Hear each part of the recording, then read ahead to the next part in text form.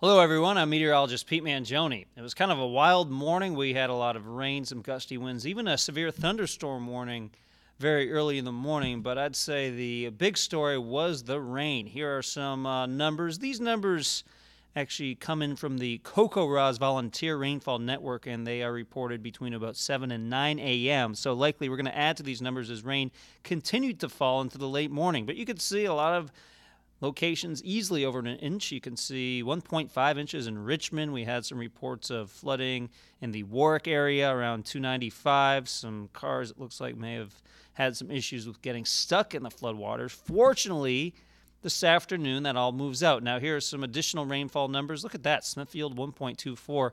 And although some of these numbers are not terribly impressive, you can see Newport there over 1 inch. A lot of this did fall in a short amount of time, so that's why some of the drainage could not keep up with that rainfall.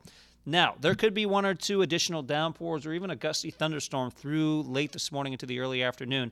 I still think most of the afternoon will be rain-free. You could see a few sprinkles or showers possible around 2 in the afternoon, even a thunderstorm possible out to the north and west, but the trend will be to dry things out 5, 6 p.m. You can see it is dry, and then we keep it dry and clear all the way into Sunday night. Yes, Sunday night football tomorrow night should be pretty good weather-wise, cool and dry.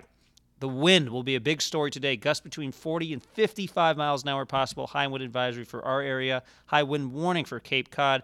You could see 2, 3 o'clock in the afternoon. That's when things really start to crank. Gusts between 35 and, yes, even 50 miles an hour are possible. So there could be some issues with downed trees and isolated power outages. Even tonight it stays breezy, just not as windy as it's going to be this afternoon. So thanks so much for tuning into the vlog or the video blog. We'll have updates throughout the day, and TJ Del Santo is in this evening with another update. See ya.